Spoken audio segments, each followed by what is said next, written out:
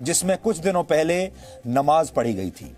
नमाज पढ़ने वाले सौहार्द की रक्षा कर रहे थे या फिर उसे चोट पहुंचा रहे थे, ये आज आपको हमारी इस ग्राउंड रिपोर्ट को देखकर समझ में आ जाएगा। आज हम आपको बताएंगे कि जिस देश में 3 लाख से ज्यादा मस्जिदें हैं और जिस देश में इस्लाम की शुरुआत के साथ ही मस्जिदों का निर्माण शुरू हो गया था, उस देश में मंदिर में नमाज पढ़ने का अर्थ क्या है, और अगर मंदिर में नमाज पढ़ी जा सकती है तो फिर क्या मस्जिद में भी पूजा अर्चना और मूर्ति पूजा की जा सकती है। आज हम आपको बताएंगे कि हिंदू और इस्लाम धर्म में इस बारे में क्या कहा गया है और क्या मथुरा के नंद बाबा मंदिर में पढ़ी गई नमाज का कोई कनेक्शन कृष्ण जन्मभूमि विवाद से भी है। इसके बाद हम रशिया के राष्ट्रपति व्लादिमीर पुतिन के राजनीति से संन्यास लेने की खबर का एक विश्लेषण करेंगे। कुछ अंतर्राष्ट्रीय मीडिया रिपोर्ट्स के मुताबिक व्लादिमीर पुतिन पार्किंसंस नामक बीमारी से पीड़ित हो गए हैं और अब उनका परिवार उन पर दबाव डाल रहा है कि वो अगले साल जनवरी तक अपना पद छोड़ दें और आराम करें। इस बीमारी से पीड़ित व्यक्ति का शरीर धीरे धीरे बेकार होने लगता है और सोचने समझने की क्षमता क्षीण होने लगती है। कुछ लोग पुतिन को दुनिया का सबसे शक्तिशाली व्यक्ति मानते हैं, तो कुछ लोगों का दावा है कि वो दुनिया के सबसे अमीर, सबसे धनी व्यक्ति हैं। यानी भगवान जो भी दे सकता है उनके पास सब कुछ है। लेकिन आज हम ये समझने की कोशिश करेंगे कि क्या पुतिन जैसा शक्तिशाली व्यक्ति पार्किंसंस के सामने असहाय हो गया, और क्या किस्मत ने उन्हें अब इतना कमजोर बना दिया है कि अब वर्ष 2036 तक राष्ट्रपति पद पर बने रहने का उनका सपना अचानक बीच में ही टूट जाएगा। और अमेरिका की सुरक्षा एजेंसियों और सीक्रेट सर्विस ने अब यह स्वीकार कर लिया है कि जो बाइडेन ही अमेरिका के अगले राष्ट्रपति होंगे। इसलिए जो बाइडेन की सुरक्षा वहां पर बढ़ा दी गई है। जो बाइडेन के जीतने की खबर अब कभी भी आ सकती है। इसलिए आज हम आपको यह बताएंगे कि जो बाइडेन का राष्ट्रपति बनना भारत के लिए क्या मायने रखता है, भारत के लोगों के लिए क्या मायने रखता है, और जो केमिस्ट्री राष्ट्रपति डोनाल्ड ट्रंप की प्रधानमंत्री मोदी के साथ थी, क्या वैसी ही केमिस्ट्री जो बाइडेन भी बना पाएंगे। आज हम आपको बताएंगे कि बाइडेन के प्रधानमंत्री मोदी को लेकर क्या विचार हैं, वो उनके बारे में क्या सोचते हैं। लेकिन सबसे पहले आज की तमाम बड़ी खबरें नॉनस्टॉप न्यूज में। बिहार विधानसभा चुनाव के तीसरे और आखिरी दौर के लिए कल वोटिंग होगी। तीसरे दौर में 15 जिलों की 78 सीटों पर वोटिंग होगी। इनमें अररिया, किशनगंज, पूर्णिया और कटिहार जिले शामिल हैं।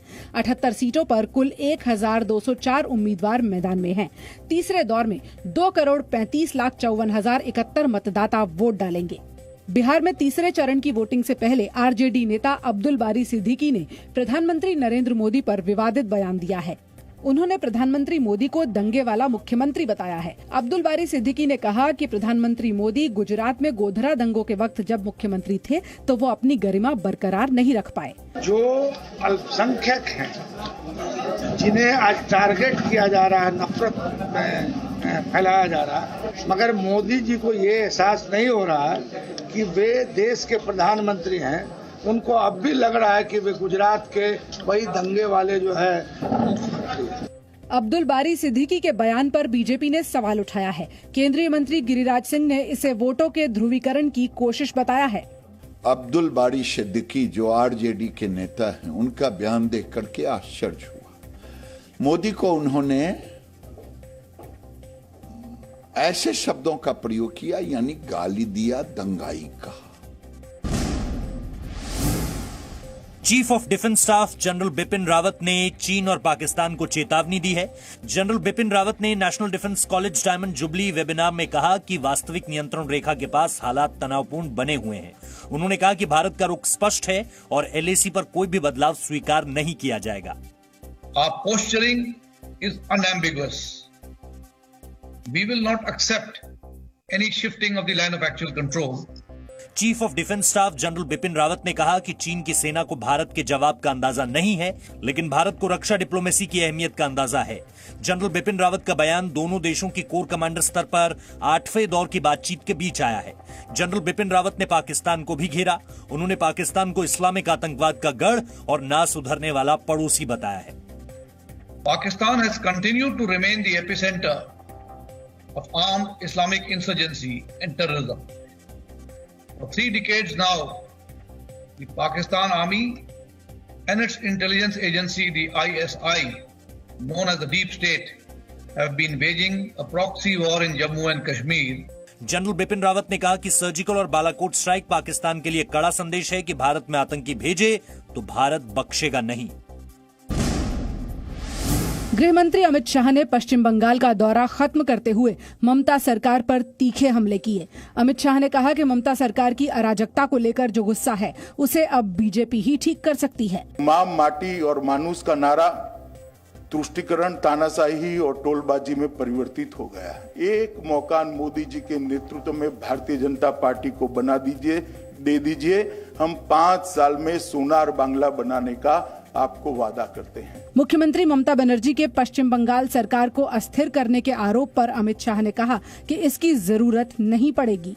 वादे जो हुए वो खोखले साबित हुए और अपेक्षा निराशा में परिवर्तित हुई है और आशा सरकार के प्रति क्रोध और गुस्से में तब्दील हो गई। इससे पहले गृह मंत्री अमित शाह अपने दौरे के आखिरी दिन दक्षिणेश्वर काली मंदिर पहुंचे और वहां पूजा अर्चना की। भारत और चीन के बीच जारी सीमा विवाद के बीच प्रधानमंत्री नरेंद्र मोदी और चीन के राष्ट्रपति शी जिनपिंग 10 नवंबर को शंघाई कोऑपरेशन ऑर्गेनाइजेशन यानी SCO की बैठक में शामिल होंगे। प्रधानमंत्री मोदी और जिनपिंग वीडियो कॉन्फ्रेंसिंग के जरिए बैठक में शामिल होंगे। इस बैठक की अध्यक्षता रूस के राष्ट्रपति व्लादिमीर पुतिन करेंगे। वहीं भारत और चीन के बीच चुशूल में कोर कमांडर स्तर की 8वें दौर की बातचीत हुई।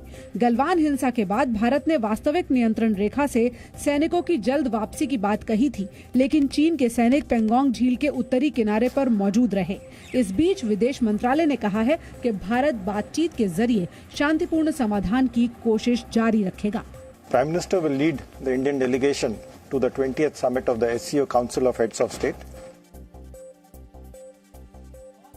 जम्मू कश्मीर के पंपोर की मुठभेड़ में सुरक्षा बलों ने लश्कर के 2 आतंकियों को मार गिराया। तीसरे आतंकी ने सरेंडर कर दिया। मारे गए दोनों आतंकी पाकिस्तान के रहने वाले थे, जबकि सरेंडर करने वाला आतंकी सुल्तान मीर पंपोर का ही रहने वाला था। दोनों आतंकियों के मारे जाने के बाद सुल्तान मीर ने राइफल रख दी और खुद को सुरक्षा बलों के हवाले कर दिया। जब पुलिस और सिक्योरिटी फोर्सेस ने हर बार की तरह वहां पर अनाउंसमेंट्स की, ऑफर दिया सरेंडर का, तो उसने सरेंडर किया और जो बाकी 2 टेररिस्ट थे वो अब न्यूट्रलाइज हो चुके हैं। पंपोर के लालपुरा में ये मुठभेड़ कल शाम शुरू हुई थी। आतंकियों की फायरिंग में एक नागरिक की मौत हो गई थी। वहीं अनुच्छेद 370 की बहाली के लिए नेशनल कॉन्फ्रेंस अध्यक्ष फारूक अब्दुल्ला और उमर अब्दुल्ला ने आज जम्मू में रैली की। उमर ने कहा, कश्मीर में अमन 370 की वापसी से ही लौटेगा। सबसे बड़ा नुकसानदेह अगर फैसला जम्मू कश्मीर के लिए लिया गया है वो 5 अगस्त 2019 का फैसला था। आज हम अपनी जमीनों पे भी सही तरीके से सलामत नहीं है। आज हम सबसे पहले आपसे सामान्य ज्ञान का एक सवाल पूछना चाहते हैं और ध्यान से आप इस सवाल को सुनिएगा और फिर देखते हैं कि आपको इसका जवाब पता है या नहीं। और वो सवाल ये है कि दुनिया में किस देश में सबसे ज्यादा मस्जिदें हैं? आपके पास 4 विकल्प हैं। सवाल फिर से सुन लीजिए, दुनिया में किस देश में सबसे ज्यादा मस्जिदें हैं? जवाब आपके पास ये हैं विकल्प: इंडोनेशिया, बांग्लादेश, पाकिस्तान या भारत। संभव है कि आप में से ज्यादातर लोगों ने पहले 3 विकल्पों के बारे में सोचा होगा, क्योंकि ये 3 देश मुसलमानों की आबादी के हिसाब से दुनिया के सबसे बड़े देश हैं। लेकिन आपका जवाब बिल्कुल गलत है अगर आपने पहले 3 देशों के बारे में सोचा है तो। सही जवाब है भारत। औपचारिक रूप से पूरी दुनिया के मुकाबले भारत में सबसे ज्यादा मस्जिदें हैं और यह आंकड़ा हमारा नहीं बल्कि वर्ष 2011 की जनगणना का आंकड़ा है। अब हम 2020 में आ गए हैं। 9 साल बाद यह संख्या और भी ज्यादा बढ़ गई होगी। इस जनगणना के मुताबिक जो 2011 में हुई थी, भारत में 3 लाख से ज्यादा मस्जिदें हैं। हालांकि सबसे बड़ी मुस्लिम आबादी वाले देश इंडोनेशिया में भी वर्ष 2013 से मस्जिदों की गिनती का काम जारी है और कुछ लोगों का दावा है कि वहां 8 लाख से ज्यादा मस्जिदें हो सकती हैं। लेकिन औपचारिक रूप से अभी भारत में मस्जिदों की संख्या पूरी दुनिया में सबसे ज्यादा है, औपचारिक रूप से, औपचारिक आंकड़ों के मुताबिक। भारत में इतनी मस्जिदें होने के बावजूद अगर कुछ लोग मंदिर में आकर नमाज पढ़ने लगें तो इसके सिर्फ दो ही कारण हो सकते हैं। पहला ये कि ये लोग धार्मिक सौहार्द का संदेश दे रहे हैं पूरे समाज को, पूरे भारत को, और दूसरा मकसद ये हो सकता है कि शायद ये लोग धार्मिक सद्भाव को चोट पहुंचाने की कोशिश कर रहे हैं और हिंदुओं की भावनाओं को ठेस पहुंचा रहे हैं। ये दो ही बातें हो सकती हैं, तीसरा कारण कोई नहीं हो सकता। ऐसा ही पिछले महीने की 29 तारीख को मथुरा के नंद बाबा मंदिर में हुआ, जब वहां कुछ लोग पहुंचे और उन्होंने मंदिर में नमाज पढ़ना शुरू कर दिया। आप सबके पास ये खबर जरूर पहुंची होगी, आपने अखबारों में पढ़ लिया होगा, न्यूज चैनल्स पर भी इसके बारे में कुछ छोटी मोटी रिपोर्ट्स आई थी। नमाज पढ़ने वालों के नाम फैजल खान और चांद मोहम्मद हैं, जिन्होंने मंदिर में जाकर नमाज पढ़ा। नंद बाबा मंदिर के पुजारियों का आरोप है कि इन लोगों ने मंदिर में नमाज पढ़ने की इजाजत नहीं ली थी और इस महीने की 1 तारीख को इस मामले में मथुरा पुलिस ने एक एफआईआर भी दर्ज कर ली। इस एफआईआर में आरोपियों के तौर पर फैजल खान और चांद मोहम्मद के अलावा आलोक रतन और नीलेश गुप्ता नाम के व्यक्तियों के नाम भी दर्ज हैं और इनका सबका संबंध दिल्ली से संचालित होने वाली एक संस्था से है जिसका नाम है खुदाई खिदमतगार। एफआईआर में आरोप लगाया गया है कि इन लोगों ने न सिर्फ बिना इजाजत के नंद बाबा मंदिर में नमाज पढ़ी, बल्कि इसकी तस्वीरों को बाद में सोशल मीडिया पर वायरल भी कर दिया। क्योंकि इसमें जो बात समझ से परे है वो ये है कि चलिए नमाज आपने पढ़ ली, लेकिन नमाज पढ़ते समय, मंदिर में नमाज पढ़ते समय उन्होंने अपनी तस्वीरें खिंचवाई, अपना वीडियो बनाया और फिर उन तस्वीरों को पूरी दुनिया में वायरल कर दिया। यह कैसे हुआ? एफआईआर में यह भी कहा गया है कि पुलिस इसकी जांच कर रही है कि कहीं यह हरकत सांप्रदायिक सौहार्द को बिगाड़ने के लिए तो नहीं की गई। पुलिस ने जिन धाराओं में एफआईआर दर्ज की है उनमें धार्मिक स्थल पर अपराध करने, जानबूझकर दूसरों की भावनाओं को ठेस पहुंचाने और दो समुदायों के बीच टकराव पैदा करने से संबंधित धाराएं हैं। अब सवाल यह है, जिस देश में 3 लाख से ज्यादा मस्जिदें हों, वहां कुछ लोगों को मंदिर में नमाज पढ़ने की आखिर ऐसी क्या जरूरत पड़ गई? जिन लोगों ने नंद बाबा मंदिर में नमाज पढ़ी, उनका कहना है कि उन्होंने मंदिर प्रशासन से इसकी इजाजत ली थी और उनका मकसद दोनों समुदायों के बीच सद्भावना को बढ़ाना था।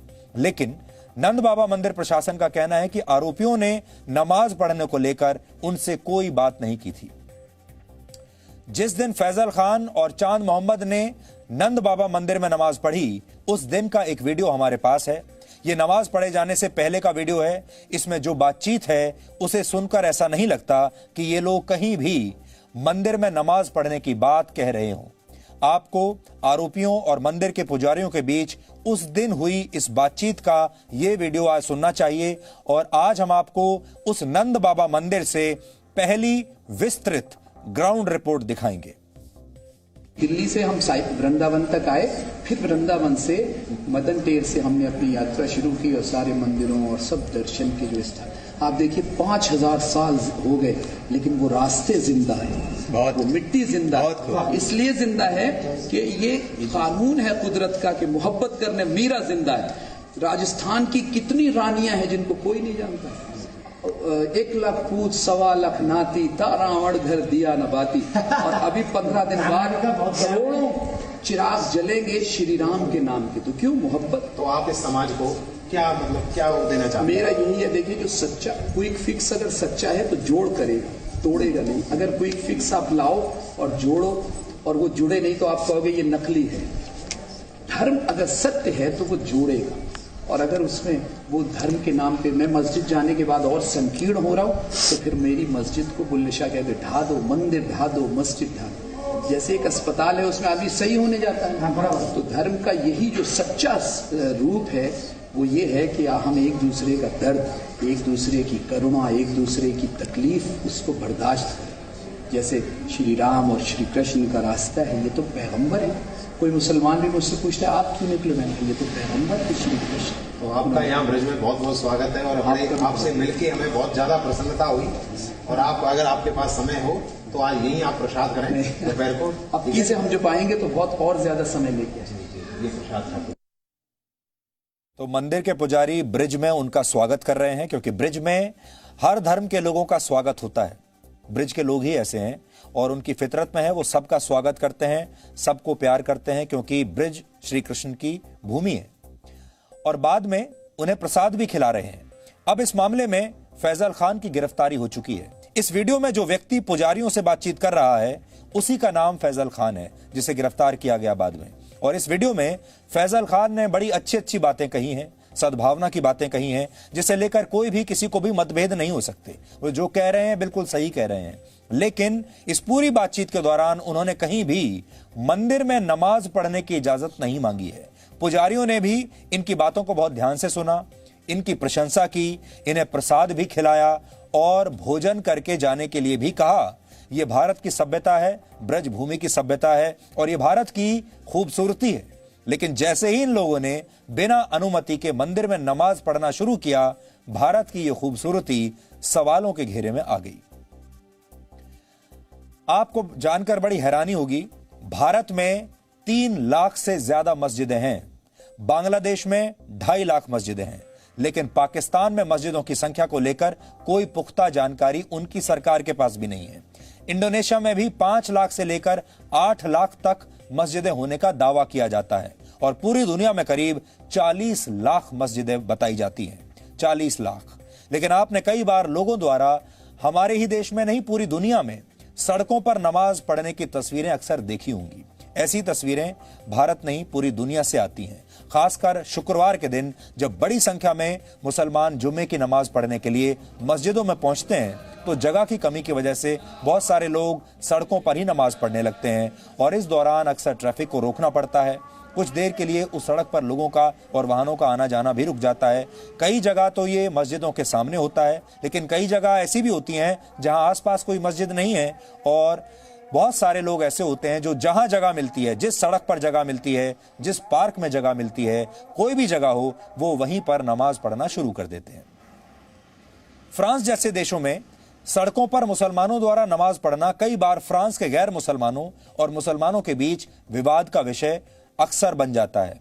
3 साल पहले जब कुछ मुसलमान पेरिस की सड़कों पर नमाज पढ़ रहे थे, तब स्थानीय लोगों ने उनका विरोध करना शुरू कर दिया और विरोध करने वाले जोर जोर से फ्रांस का राष्ट्रगान गाने लगे। ये तब की तस्वीरें आपको दिखा रहे हैं।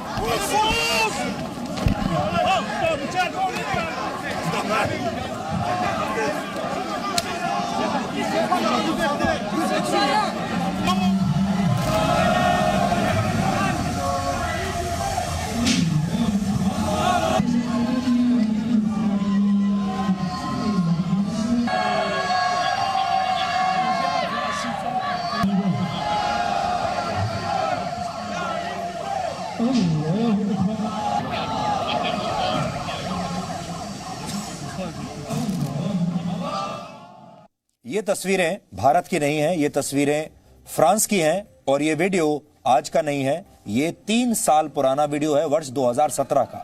लेकिन 3 वर्ष बाद भी कहानी वैसी की वैसी ही है जैसी 3 साल पहले थी। और फ्रांस में बल्कि अब ये विवाद और बढ़ता जा रहा है, ये तनाव और बढ़ता जा रहा है। भारत में भी कभी रेल की पटरियों पर नमाज पढ़ी जाती है, कभी फ्लाईओवर के नीचे, तो कभी सड़कों के बीचों बीच या कभी पार्कों में। भारत में सबसे पहली मस्जिद 7वीं शताब्दी में केरल के त्रिशूर में बनाई गई थी। इस मस्जिद का नाम है चेरमन जुमा मस्जिद। यह दुनिया की सबसे पुरानी मस्जिदों में से एक है। दुनिया की पहली मस्जिद का निर्माण भी 7वीं शताब्दी में ही हुआ था, जब इस मस्जिद का निर्माण हुआ था। सऊदी अरब के मदीना में मौजूद इस सबसे पुरानी मस्जिद का नाम कुबा मस्जिद है। यानी जब दुनिया में पहली मस्जिद का निर्माण हुआ था, लगभग उसी समय भारत में भी मस्जिदें बननी शुरू हो गई थीं 7वीं शताब्दी में। आजादी के बाद से भारत में मुसलमानों की संख्या में बहुत तेजी से इजाफा हुआ और इसके साथ ही भारत में मस्जिदों की संख्या लगातार बढ़ने लगी।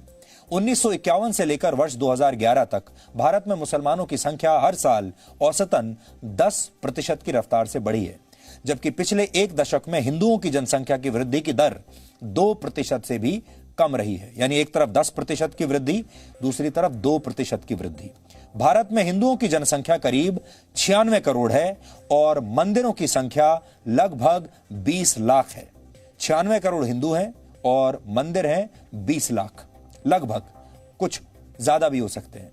लेकिन मथुरा के नंद बाबा मंदिर में जो हुआ उसने ये सवाल पूछने पर मजबूर कर दिया है कि अगर मंदिर में नमाज पढ़कर सद्भावना का संदेश दिया जा सकता है तो क्या मस्जिद में भी पूजा अर्चना और मूर्ति पूजा की जा सकती है? इस सवाल का जवाब आज हम तलाशेंगे।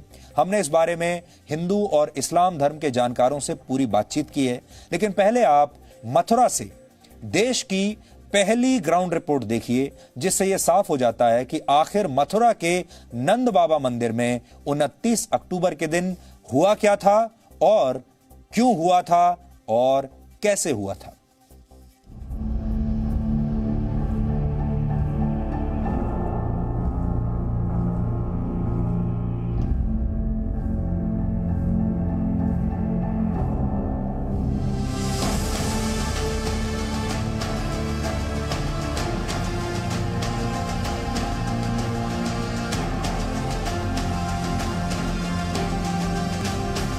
ये नंदगांव की तस्वीरें हैं और ऐसा माना जाता है कि द्वापर युग में भगवान श्री कृष्ण का बचपन यहीं पर बीता था। नंदगांव के लोग भगवान श्री कृष्ण की भक्ति भाव में हजारों वर्ष से रचे बसे हुए हैं।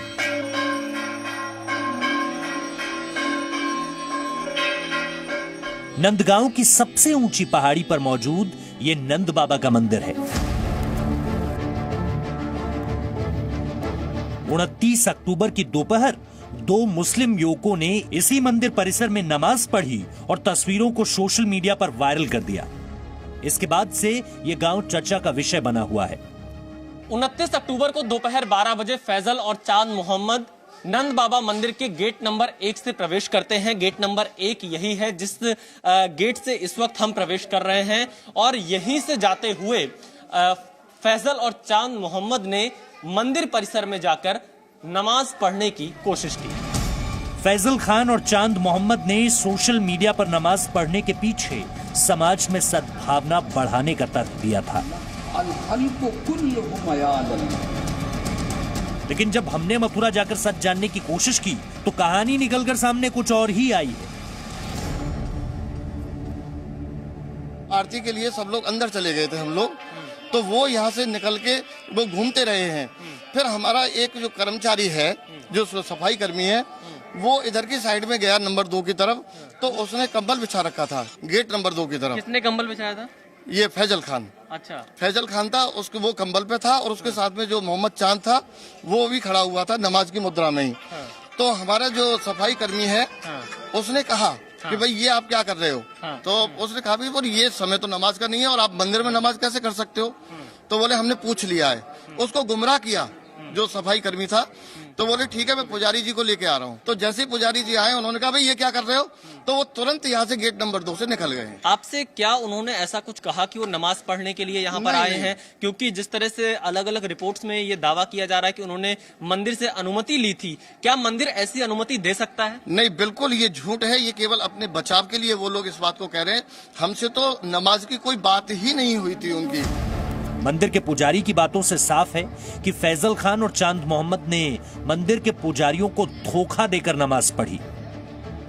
नंद बाबा मंदिर का यह गेट नंबर 2 है और इसी के पास आकर फैजल और चांद मोहम्मद ने अपनी एक शॉल यहाँ पर बिछाई और नमाज की फोटो खिंचवाने लगी। ये वही स्थान है जहां पर एक सफाई कर्मी ने मंदिर के उन दोनों को फोटो खिंचवाते हुए देखा, उन्हें टोका।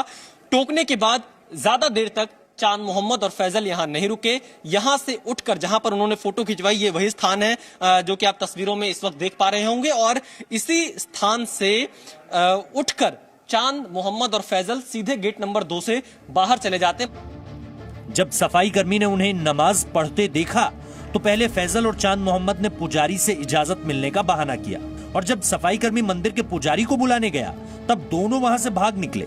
अब नंद बाबा मंदिर के पुजारी आशंका जता रहे हैं कि इस तरह से नमाज पढ़ना किसी बड़ी साजिश का हिस्सा हो सकता है। जांच होगी उसमें निकल के आएगा, लेकिन जहां तक मेरी सोच है वो यही है कि जो कृष्ण जन्मभूमि का जो अभी मस्जिद का जो प्रकरण कोर्ट में पहुंचा है, शायद हो सकता है ये उनका उद्देश्य कुछ ना कुछ उससे लगा हुआ हो। जिस हिसाब से उन्होंने हमसे बात की कुछ और वो छलावे के साथ में, कपट के साथ में जो हमसे उन्होंने वहाँ बातचीत करके वो दूसरा अपना सिक्के का एक पहलू वो हमें ऐसा दिखा रहे हैं और दूसरा पहलू वो ऐसा दिखा के वो क्या फैलाना चाहते हैं। मतलब क्या वो क्योंकि हमारे जो अभी आपने देखा अभी मथुरा में अभी जन्मभूमि का मुद्दा अभी उठा है, तो उसके बाद में वो लोग नंदगांव ही आके क्यों चुना उन्होंने, और ऐसा ये सौहार्द का जो सद्भावना की जो वो बात कर रहे हैं उससे हमारे धर्म के जो हमारे सनातन धर्मी हिंदू धर्म में उनकी जो आस्था को जो ठेस पहुंची है। क्योंकि वो लोग मंदिर में आके नमाज अता करके वो लोग क्या और केवल नमाज अता कर नहीं करते हैं, वो नमाज के फोटो करा के, क्योंकि फोटोज करा के वो इसको वायरल करके क्या मतलब सिद्ध कराना चाहते हैं। ये सच है कि मथुरा की श्री कृष्ण जन्मभूमि और ईदगाह मस्जिद का विवाद अदालत तक पहुंच चुका है, लेकिन हम यहाँ किसी विवाद को तूल नहीं देना चाहते। मंदिर में नमाज पढ़ने के पीछे कोई साजिश है या फिर सर्वधर्म संभाव, इसका पता पुलिस लगाएगी। लेकिन नंदगांव के लोग मंदिर में नमाज पढ़े जाने की घटना से बहुत गुस्से में हैं। तब सबके मन में गुस्सा हुआ कि ये काम यहाँ पे नहीं होना चाहिए था, इस काम के लिए मंदिर नहीं है। जैसे हम लोग किसी गुरुद्वारे में जाते हैं तो वहाँ की मर्यादा का पालन करते हैं, ऐसे ही उन लोगों को भी यहाँ पालन करना चाहिए था।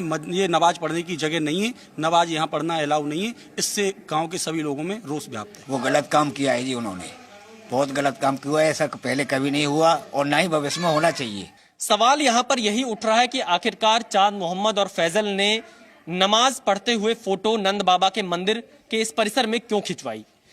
नंद बाबा मंदिर के जो सेवायत हैं उन्होंने यह आरोप लगाया है और इस बात की आशंका भी जताई है कि कृष्ण जन्मभूमि और ईदगाह मस्जिद को लेकर जो विवाद इस वक्त मथुरा कोर्ट में चल रहा है, कहीं उसके चलते ही फैजल और चांद मोहम्मद ने नमाज पढ़ते हुए फोटो यहां पर खिंचवाकर यह दिखाना तो नहीं चाहा कि वो नंद बाबा के मंदिर में आकर नमाज पढ़ सकते हैं।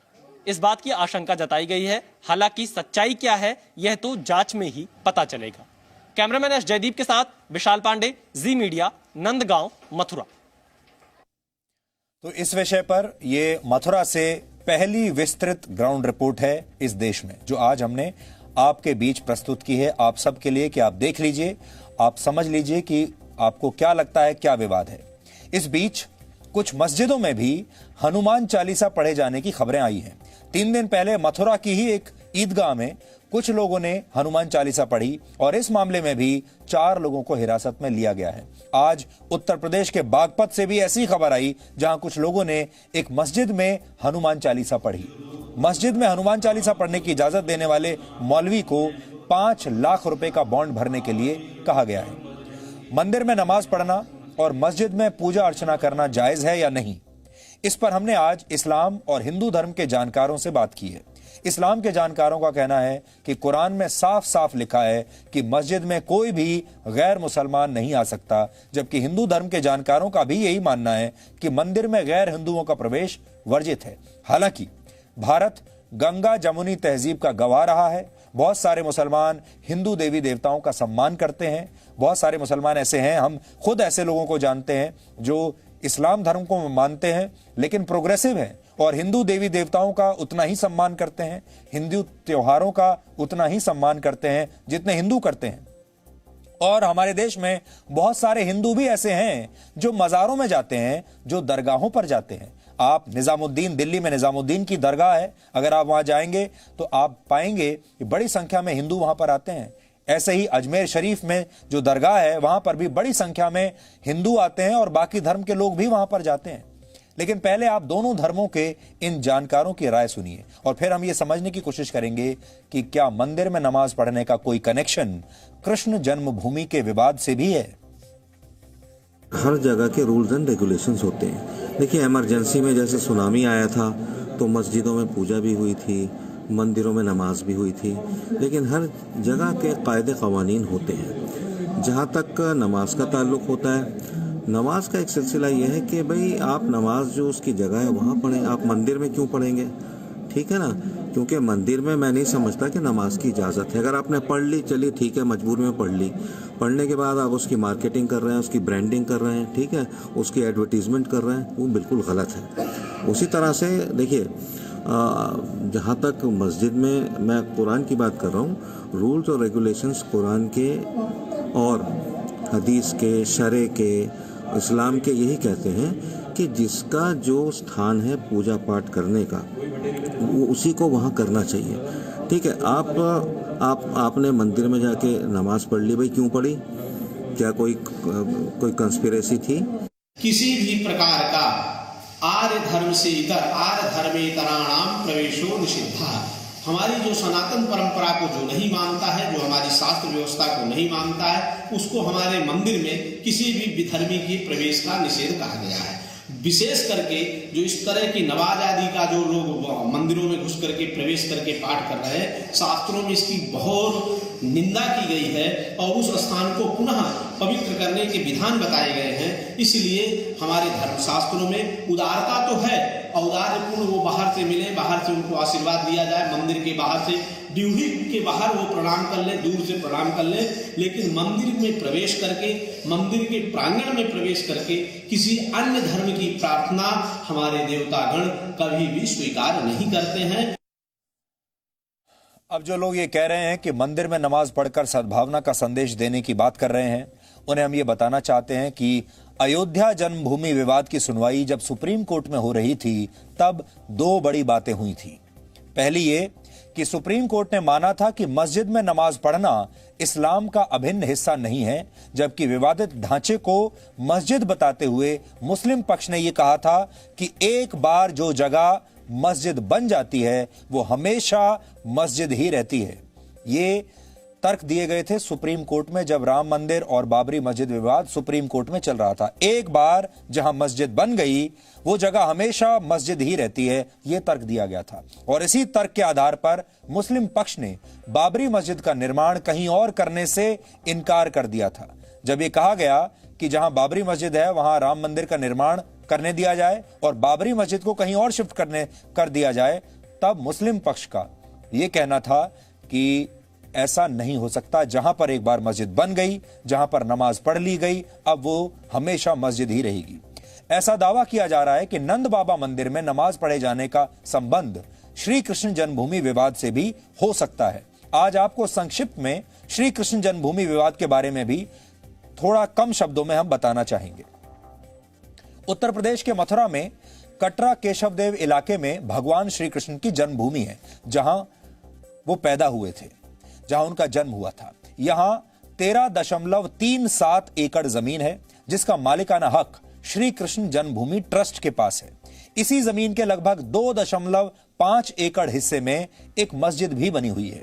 हिंदू पक्ष की मांग है कि श्री कृष्ण के गर्भगृह के ऊपर मस्जिद बनी हुई है और इस मस्जिद को यहां से हटाया जाए। जब मथुरा की जिला अदालत ने इस मामले में याचिका अब स्वीकार कर ली है और इसी महीने की 18 तारीख को इस मामले पर अगली सुनवाई होने वाली है। हिंदू पक्ष ने अपनी याचिका में कहा है कि वर्ष 1669 में तत्कालीन मुगल शासक औरंगजेब के आदेश पर श्री कृष्ण मंदिर को तोड़कर उसके एक हिस्से पर ईदगाह मस्जिद बनाई गई थी। यह नंद बाबा मंदिर मथुरा के नंदगांव में है और कहा जाता है कि भगवान कृष्ण ने अपना बचपन इसी गांव में बिताया था। नंदगांव इसीलिए कहा जाता है और सारी बाल लीलाएं यही की थी उन्होंने। यह जगह भगवान कृष्ण के भक्तों के लिए बहुत महत्वपूर्ण है। जिस नंद बाबा मंदिर में नमाज पढ़ी गई वो मंदिर भगवान कृष्ण के बाल स्वरूप को ही समर्पित है। नंदगांव से भी हमने एक छोटी सी रिपोर्ट आपके लिए तैयार की है, जिसे आज आपको पूरे देश को जरूर देखना चाहिए। बोलिए बांके बिहारी लाल की हो।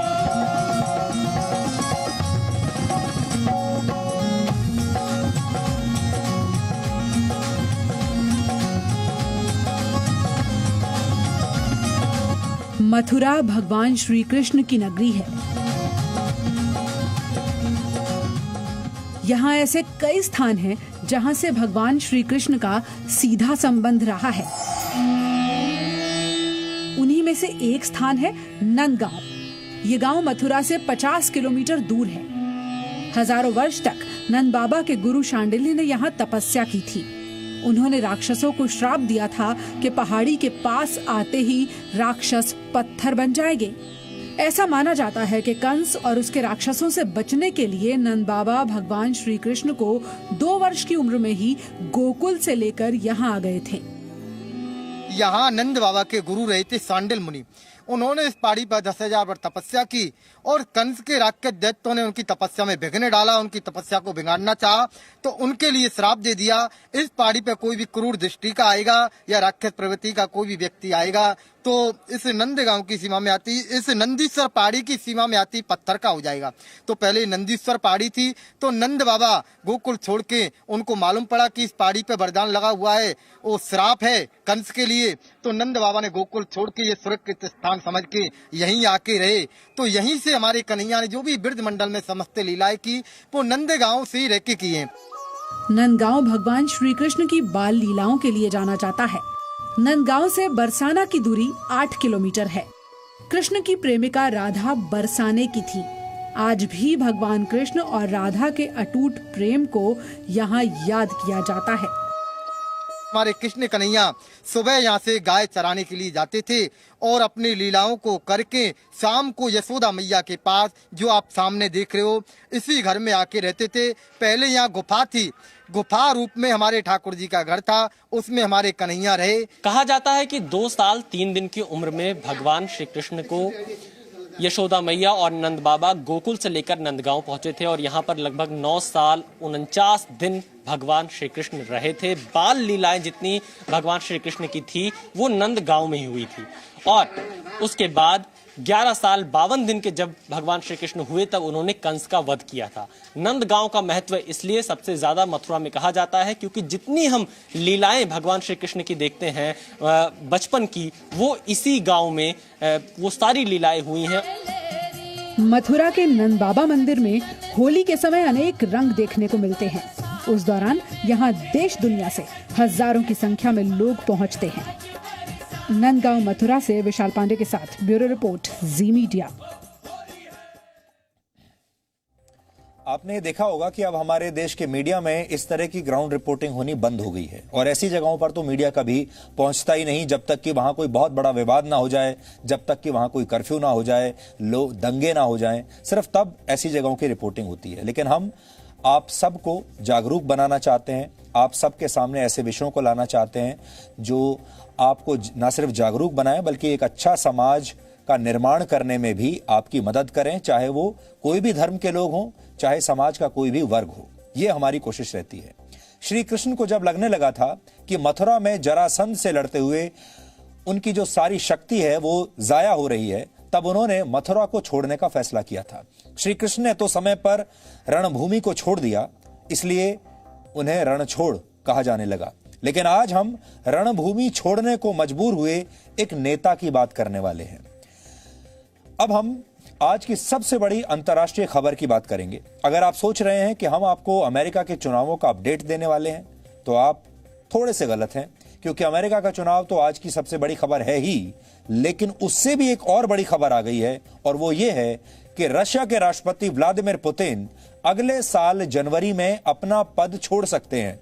और पुतिन का अचानक राजनीति से कोई मोह भंग नहीं हुआ है, बल्कि उनके इस कथित फैसले के पीछे एक गंभीर बीमारी है और ऐसा कहा जा रहा है कि अब उन्हें राजनीति छोड़नी पड़ेगी, अपना पद भी छोड़ना पड़ेगा और ये सब अपनी मर्जी से नहीं बल्कि मजबूरी में करना पड़ेगा, क्योंकि उनका स्वास्थ्य, उनका शरीर अब साथ नहीं दे रहा है। कुछ अंतर्राष्ट्रीय मीडिया रिपोर्ट्स का यह दावा है कि 68 वर्ष के व्लादिमीर पुतिन को पार्किंसंस नामक एक बीमारी हो गई है। इस बीमारी की वजह से शरीर धीरे धीरे काम करने की क्षमता खोने लगता है और आगे चलकर मरीज की सोचने समझने की क्षमता भी काफी हद तक बाधित हो जाती है और उसे कुछ याद नहीं रहता। आज पूरी दुनिया में इस खबर की चर्चा हो रही है और हर कोई ये पूछ रहा है कि क्या पार्किंसंस ने पुतिन की महत्वाकांक्षाओं को हरा दिया है। हालांकि रशिया की सरकार ने इस खबर का पूरी तरह से खंडन किया है और रशिया की सरकार ने कहा है कि पुतिन का स्वास्थ्य बिल्कुल ठीक है और वो अपना पद हाल फिलहाल बिल्कुल नहीं छोड़ने वाले, 2036 तक ही रहेंगे। लेकिन इस खबर ने तब और जोर पकड़ लिया जब कल रशिया की संसद में व्लादिमीर पुतिन को आजीवन राजनीतिक इम्यूनिटी देने वाला एक प्रस्ताव लाया गया। पुतिन के लिए यह एक तरह का अभय दान है। इस प्रस्ताव के पास होने पर पुतिन जीवन भर सांसद के पद पर रह पाएंगे और राष्ट्रपति पद छोड़ने के बाद भी उन पर किसी भी तरह का ना तो कोई इंक्वायरी हो पाएगी, ना किसी भी तरह का उनके ऊपर कोई मुकदमा चलाया जा सकेगा। इसका मतलब यह है कि लीगल इम्यूनिटी राष्ट्रपति को मिल जाएगी और पुतिन ने अगर अपना पद छोड़ भी दिया तब भी उनके ऊपर कोई इंक्वायरी नहीं बिठाई जा सकती, उनके ऊपर कोई जांच नहीं हो सकती और उन्हें कोई भी उनके ऊपर मुकदमा नहीं चलाया जा सकता। यानी उन्होंने अपने आप को पूरी तरह से सुरक्षित कर लिया है। लेकिन इस तरह का प्रस्ताव लाने का आइडिया किसी भी नेता को, किसी भी राष्ट्राध्यक्ष को क्यों आएगा, इस तरह की बात उसके मन में क्यों आएगी, यह सोचने वाली बात है। जैसे अभी हमने थोड़ी देर पहले आपको कहा कि मंदिर में अगर किसी ने नमाज पढ़ ली तो चलो कोई बात नहीं, और वो कह रहा है कि हमने सौहार्द बढ़ाने के लिए नमाज पढ़ी है, कोई बात नहीं। लेकिन आप मंदिर में नमाज पढ़ते हुए अपनी तस्वीर क्यों खींचेंगे और फिर उसे सोशल मीडिया पर वायरल क्यों करेंगे, यह बात समझ में नहीं आई। और इसीलिए यहां भी इस खबर में भी जो बात समझ में नहीं आ रही है वो ये कि पुतिन को अचानक से अपनी इतनी चिंता क्यों होने लगी है। इसी वर्ष जुलाई में रशिया में एक जनमत संग्रह हुआ था, जिसके बाद पुतिन का वर्ष 2036 तक राष्ट्रपति पद पर बने रहने का रास्ता साफ हो गया था। यानी वो 2036 तक अब राष्ट्रपति बने रह सकते हैं। लेकिन अगर पुतिन के बीमार होने की खबर सही है तो ये न सिर्फ उनके लिए बल्कि पूरी दुनिया के लिए एक बहुत बड़ा झटका है, क्योंकि पुतिन के कार्यकाल में रशिया ने एक बार फिर खुद को दुनिया की महाशक्ति साबित करने की कोशिश की है। और अगर पुतिन अपना पद छोड़ते हैं तो यह अंतर्राष्ट्रीय राजनीति में रशिया के लिए भी किसी बुरी खबर से कम नहीं है। पुतिन के स्वास्थ्य के बारे में जो खबरें इस समय चल रही हैं, उनके मुताबिक पुतिन की 35 वर्षीय प्रेमिका और उनकी 34 साल की बेटी ये चाहते हैं कि पुतिन अगले साल अपना पद छोड़ दें और आराम करें। पुतिन को पार्किंसंस नाम की एक बीमारी है। इसे साबित करने के लिए अंतर्राष्ट्रीय मीडिया में कुछ वीडियोस भी आज दिखाए जा रहे हैं। ऐसा ही एक वीडियो 7 मई 2012 का है, पुराना वीडियो है, अब से 8 साल पुराना। इसी दिन पुतिन रशिया के राष्ट्रपति बने थे और इस वीडियो को अगर आप ध्यान से देखेंगे तो आपको पता चलेगा कि चलने के दौरान, जब पुतिन चल रहे हैं, उस दौरान पुतिन का बायां हाथ हिल रहा है जबकि दायां हाथ नहीं हिल रहा है, यानी एक हाथ शेक कर रहा है। हाथ की मूवमेंट में आई कमी को पार्किंसंस का एक बड़ा लक्षण माना जाता है। अब यहां ध्यान से आप देखिए।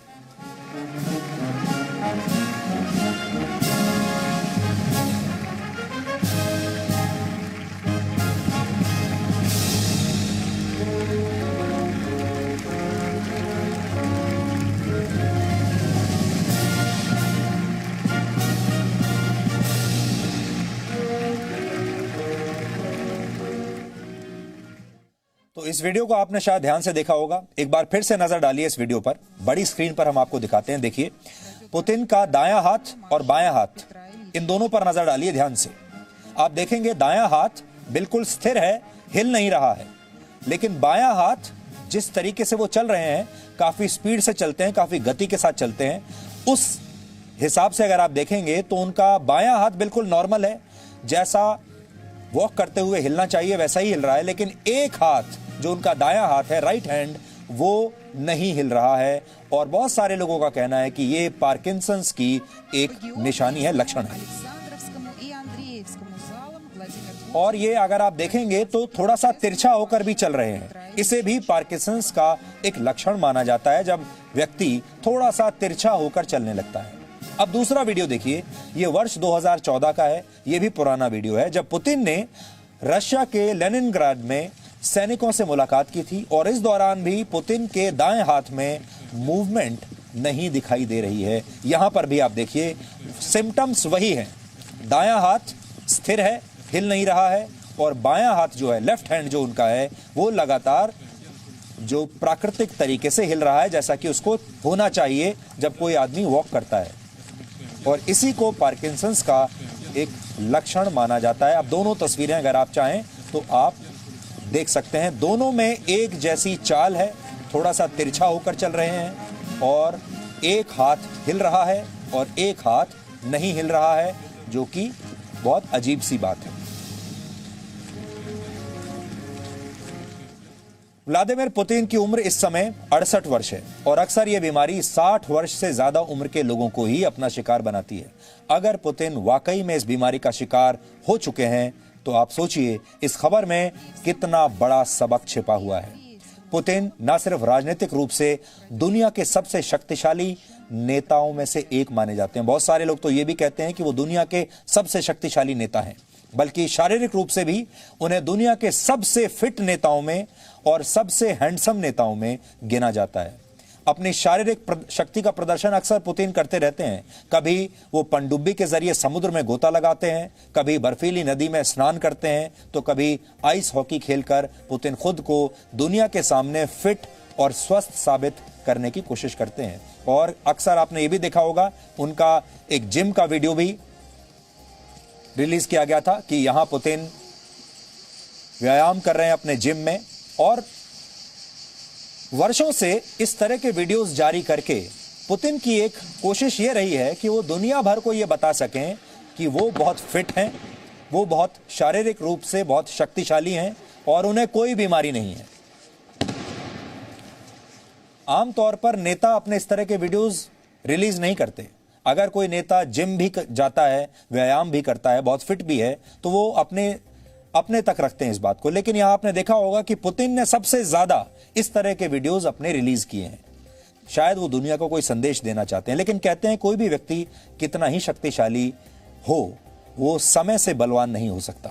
और जैसा हमने आपको बताया, पुतिन को लोग कहते हैं वो दुनिया के सबसे शक्तिशाली नेता हैं और दुनिया के सबसे अमीर नेता भी कई लोग उन्हें मानते हैं। तो सोचिए, भगवान ने वैसे तो उन्हें सब कुछ दिया, उन्हें शरीर इतना अच्छा दिया, उन्हें दुनिया का सबसे शक्तिशाली नेता बनाया और उन्हें दुनिया में सबसे ज्यादा धनी भी बना दिया। किसी चीज की कोई कमी नहीं, लेकिन किस्मत के सामने असहाय हो गए। और शायद आज पुतिन का सामना भी इसी सच्चाई से हो रहा है। समय बड़ा बलवान है, वो नहीं देखता कौन बड़ा नेता है, कौन अमीर है, कौन गरीब है, कौन आम आदमी है और कौन वीआईपी है। दुनिया की शायद कोई भी ऐसी चीज नहीं है जो पुतिन के पास ना हो या जिसे पुतिन हासिल ना कर सकते हो। उनके नाम कई बड़ी बड़ी उपलब्धियां हैं, लेकिन अगर उन्हें वाकई में पार्किंसंस की बीमारी है तो शायद धीरे धीरे उनकी याददाश्त क्षीण होने लगेगी और एक समय ऐसा आएगा जब उन्हें खुद भी अपनी उपलब्धियां याद नहीं रहेंगी। उन्हें अपने जीवन में उन्होंने क्या क्या किया, कब वो अपने शीर्ष पर गए, कितने बड़े बड़े उन्होंने काम किए, ये सब कुछ वो खुद भूल जाएंगे और उनके मस्तिष्क से ये सारी यादें मिट जाएंगी। पुतिन ने वर्ष 2036 तक राष्ट्रपति पद पर बने रहने की पूरी तैयारी कर ली थी और वो इसमें सफल भी हो गए थे। सोचिए, ये व्यक्ति वो है जो 2036 तक निर्विरोध, बिना किसी विरोध के राष्ट्रपति बनना चाहता था। कितना लंबा समय है, अभी तो उनके 16 साल और पड़े हुए हैं राष्ट्रपति पद की कुर्सी पर बैठे रहने के लिए। 2036 तक वो 83 वर्ष के हो चुके होंगे। मैं आपको इसलिए उनका व्यक्तित्व को समझाने की कोशिश कर रहा हूं कि जो व्यक्ति ये चाहे कि वो 83 वर्ष की उम्र में भी राष्ट्रपति बना रहे और रिटायर ना हो, आप उस व्यक्ति की महत्वाकांक्षाओं के बारे में सोचिए। लेकिन पुतिन की इन महत्वाकांक्षाओं के सामने पार्किंसंस की एक बड़ी सी दीवार आकर खड़ी हो गई। पुतिन ने अपने पद की तो उम्र बढ़ा ली, लेकिन अगर उनके बीमार होने की बात सच है तो वो अपनी खुद की उम्र कैसे बढ़ा पाएंगे। संविधान में बदलाव कर लिया, 16 साल तक वो और बने रह सकते हैं, लेकिन क्या उनका शरीर 16 साल तक इस दबाव को झेल पाएगा? क्योंकि संविधान में बदलाव करना उनके हाथ में है, राष्ट्रपति पद की कुर्सी अपने कब्जे में करना उनके हाथ में है, लेकिन उनका अपना शरीर अपने हाथ में नहीं है। पद और पहचान को हमेशा कायम रखने का सपना लगभग सभी लोग देखते हैं, लेकिन सच यह है कि सपने की उम्र आपकी उम्र से ज्यादा नहीं हो सकती। भागवत पुराण में सम्राट ययाति से जुड़ी एक कथा आती है। इस कथा के मुताबिक ययाति की उम्र 100 वर्ष हो गई थी। उनके पास बड़ा महल, दुनिया भर की संपदा और उनके कई पुत्र भी थे, लेकिन जब ययाति के सामने मृत्यु आई तो वो मरने के लिए तैयार नहीं हुए। ययाति ने मृत्यु से कहा कि अभी तो वो बहुत अतृप्त हैं, बहुत प्यासे हैं, वो अभी और कई वर्षों तक जीवित रहना चाहते हैं। इसके बाद उनका मृत्यु से समझौता हो गया और इस समझौते के मुताबिक ययाति को अपने पुत्रों से उनकी उम्र मांगनी थी, तभी वो और जीवित रह पाएंगे। लेकिन उनके सबसे छोटे पुत्र पुरु को छोड़कर कोई भी उन्हें अपनी उम्र देने के लिए राजी नहीं हुआ। ययाति ने पुरु को अपना बुढ़ापा देकर उससे अपना यौवन ले लिया। इसके 100 वर्षों के बाद जब फिर से मृत्यु उनके दरवाजे पर आई तो ययाति फिर से गिड़गिड़ाने लगे और कहने लगे कि अभी तो उनकी बहुत सारी इच्छाएं अधूरी हैं और वो इन्हें पूरा किए बगैर मरना नहीं चाहते। यह सिलसिला ऐसे ही लगातार चलता रहा और कहा जाता है कि ययाति 1000 वर्ष तक मृत्यु को ऐसे ही टालते रहे, लेकिन फिर भी ययाति को वासनाओं से तृप्ति नहीं मिली और आखिरकार उन्हें यह बात समझ में आई और उन्होंने फिर वैराग्य ले लिया। ययाति को तो यह बात 1000 वर्ष के बाद समझ में आई, लेकिन क्या हम में से कोई इस बात को आज और अभी समझ सकता है? ये कहानी थी, इसलिए एक सम्राट को मृत्यु ने कई मौके दिए, लेकिन असल में जीवन में ऐसा नहीं होता। असल में मृत्यु किसी को भी दोबारा मौका नहीं देती। असल जीवन में मृत्यु पहली और अंतिम बार आती है और असल जीवन में सामान्यतः कोई अपनी उम्र आपको देकर आपकी मृत्यु को टाल भी नहीं सकता, आपका कितना भी सगा क्यों ना हो, फिर चाहे आप किसी देश के राष्ट्रपति हों या कोई आम व्यक्ति। व्लादिमीर पुतिन एक ऐसे राजनेता हैं जिन्हें आज शायद दुनिया के सभी 750 करोड़ लोग जानते होंगे। कोई ऐसा देश नहीं जहां लोग व्लादिमीर पुतिन को जानते ना हो, लेकिन यह बीमारी उन्हें गुमनामी के अंधेरे में ले जा सकती है और एक जमाना ऐसा होगा जब लोग तो शायद उन्हें जानते होंगे, वो इतिहास की किताबों में उनका नाम लिखा होगा, लेकिन खुद उन्हें अपना नाम याद नहीं रहेगा। भगवत गीता में भी लिखा है कि मनुष्य इस जीवन में खाली हाथ आता है और खाली हाथ जाता है। जो आज तुम्हारा है वो कल किसी और का था और कल किसी और का होगा। पूरा अस्तित्व सिर्फ एक ही कानून के अधीन है और वो है समय का कानून। समय किसी भिखारी को पल में करोड़पति बना सकता है और किसी करोड़पति को पल में भिखारी बना सकता है। समय सर्वशक्तिशाली व्यक्ति से भी शक्तिशाली होता है और मृत्यु बहादुर से बहादुर व्यक्ति को भी अपने साथ लेकर ही मानती है। आज शायद पुतिन इसी सच्चाई को समझ रहे होंगे। हमें नहीं पता कि पुतिन का स्वास्थ्य वाकई में कैसा है, क्योंकि ये सिर्फ अंतर्राष्ट्रीय मीडिया में रिपोर्ट्स आई हैं कि ऐसा हुआ है। इसकी पुष्टि अभी किसी के पास नहीं है और उन रिपोर्ट्स के आधार पर ही हम ये विश्लेषण कर रहे हैं। साथ ही हम ये भी कामना करते हैं कि ये रिपोर्ट्स भगवान करे गलत ही हों और हम ये कामना करते हैं कि पुतिन हमेशा ऐसे ही स्वस्थ रहें और उन्होंने जो सपना देखा है और 16 साल तक राष्ट्रपति बने रहने का, वो अपने सपने को जरूर पूरा करें। हम भी यही चाहते हैं, लेकिन हमें यह बात जरूर पता है कि यह किसी के साथ भी हो सकता है और इसलिए आपको वर्तमान में जीने की आदत डालनी चाहिए। 16 साल क्या, आप अगले 16 मिनट के बारे में नहीं सोच सकते कि क्या होने वाला है। पुतिन आज उस जगह पर खड़े हैं जहां उनके पास सब कुछ है। कुछ लोग कहते हैं कि वो दुनिया के सबसे शक्तिशाली और अमीर व्यक्ति हैं, सब कुछ है, लेकिन आज जो खबर आई है वो अगर वाकई सच है तो ये पुतिन के सपनों का एक यू टर्न है, एक ऐसा यू टर्न जिसके रास्ते पर पुतिन को अब बिल्कुल अकेले चलना होगा, सत्ता से बाहर जाना होगा, उन्हें अपनी शक्ति को क्षीण होते हुए देखना होगा, मृत्यु को आते हुए देखना होगा और बहुत संभव है कि जो लोग आज पुतिन के साथ खड़े हैं वो एक दिन कमजोर हो चुके पुतिन का साथ बीच में ही छोड़ भी देंगे। 4 मिनट का एक ब्रेक ले रहे हैं। ब्रेक के बाद हम आपको अमेरिका के चुनावों के बारे में बताएंगे जो अब किसी T20 मैच में बदल चुका है। फिलहाल वहां 5 राज्यों में वोटों की गिनती जारी है। जो बाइडेन को राष्ट्रपति बनने के लिए सिर्फ एक राज्य को जीतना है, जबकि ट्रंप को इन 5 राज्यों को जीतना पड़ेगा अगर वो रेस में बने रहना चाहते हैं। यानी बाइडेन को 5 गेंदों पर अब 1 रन बनाना है और ट्रंप को 5 गेंदों पर 5 रन बनाने हैं। इस दिलचस्प मुकाबले का विश्लेषण इस ब्रेक के बाद करेंगे।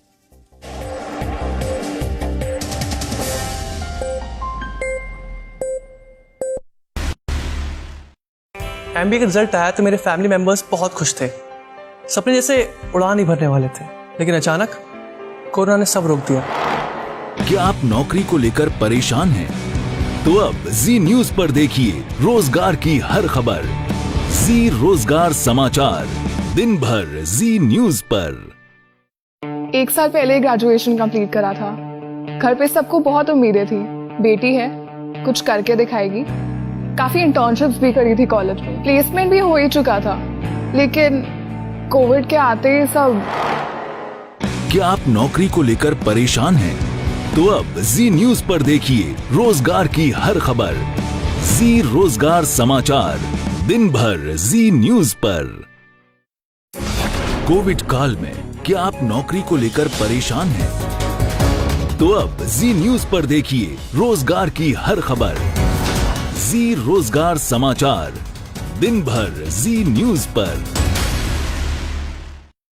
एमबीए का रिजल्ट आया तो मेरे फैमिली मेंबर्स बहुत खुश थे, सपने जैसे उड़ान ही भरने वाले थे, लेकिन अचानक कोरोना ने सब रोक दिया। क्या आप नौकरी को लेकर परेशान हैं? तो अब जी न्यूज पर देखिए रोजगार की हर खबर।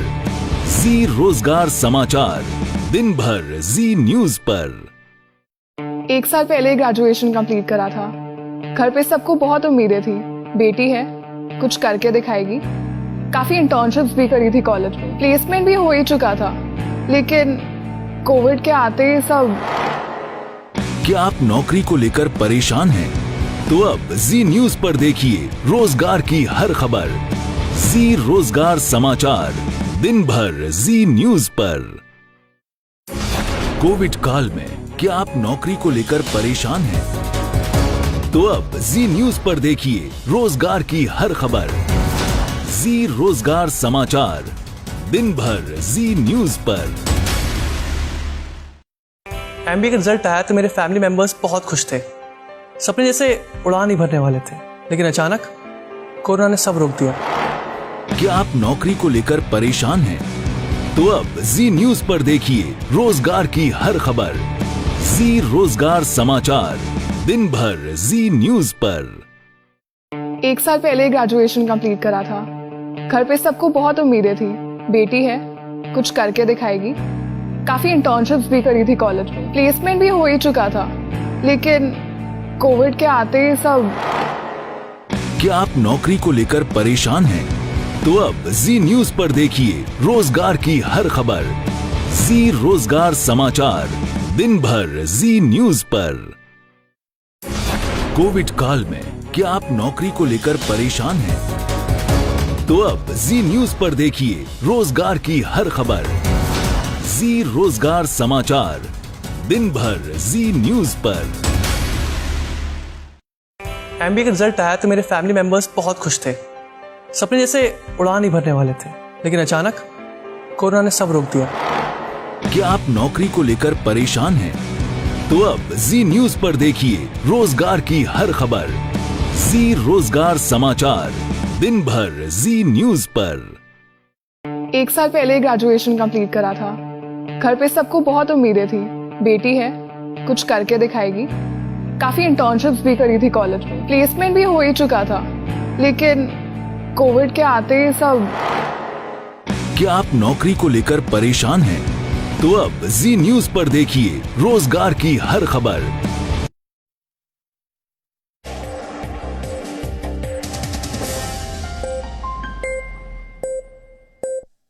ब्रेक पर जाने से पहले हम आपको व्लादिमीर पुतिन के स्वास्थ्य के बारे में बता रहे थे, और पुतिन के साथ जो हो रहा है उसे आप प्रकृति का नियम भी कह सकते हैं, जिससे कोई भी बच नहीं सकता।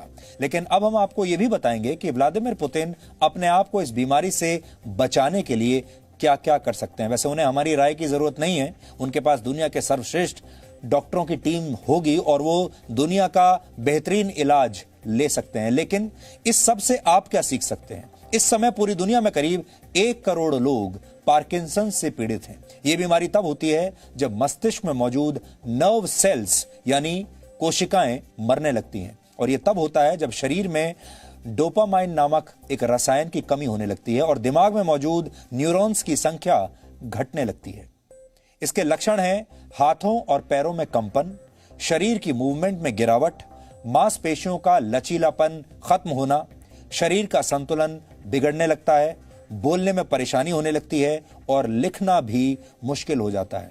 इस बीमारी के दूसरे चरण में मस्तिष्क की सोचने समझने की क्षमता कम होने लगती है, लेकिन यह दूसरे चरण में होता है और कई बार याददाश्त भी जा सकती है, लेकिन जरूरी नहीं है कि हर केस में याददाश्त चली ही जाए।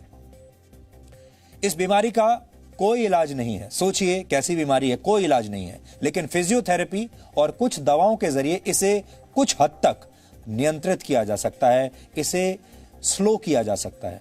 इसलिए आप सबको भी हमारी राय यह है, ये बीमारी बहुत खराब बीमारी है, इसके बारे में हमेशा आप सतर्क रहिए, और अगर आप में से किसी को भी इस तरह के लक्षण मिलते हैं अपने शरीर में तो जरूर अपनी जांच जल्दी से जल्दी आपको करवानी चाहिए।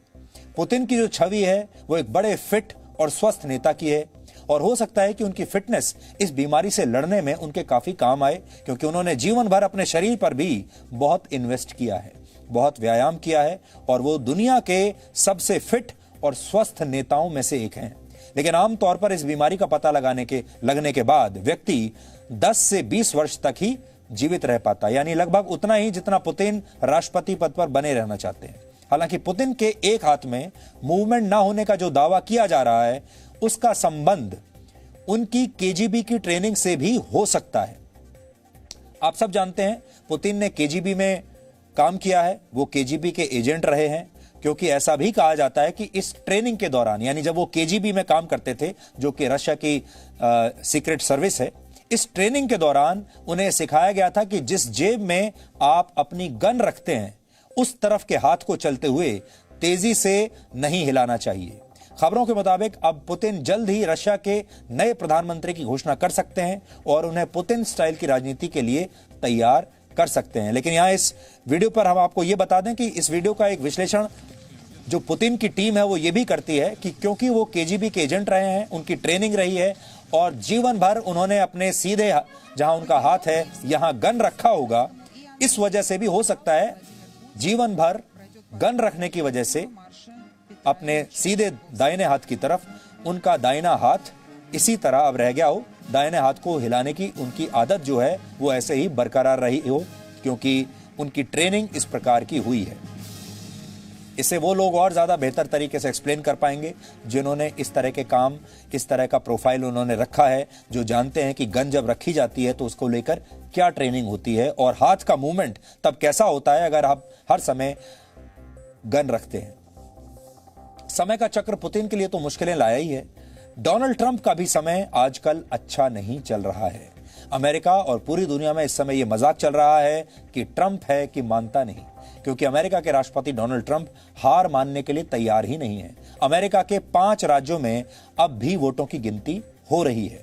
जो बाइडेन को इनमें से सिर्फ एक राज्य जीतने की जरूरत है, यानी इनमें से 5 में से एक राज्य भी अगर बाइडेन ने जीत लिया तो वो राष्ट्रपति बन जाएंगे। लेकिन डोनाल्ड ट्रंप को जीत के लिए इन सभी 5 राज्यों में जीत चाहिए होगी।